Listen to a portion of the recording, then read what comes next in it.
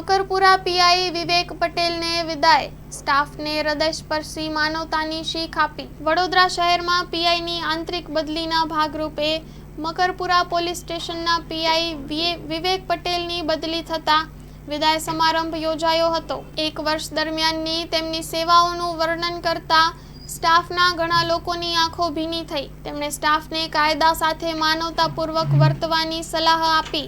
Story report by Nikhil Gayke, Vadodara.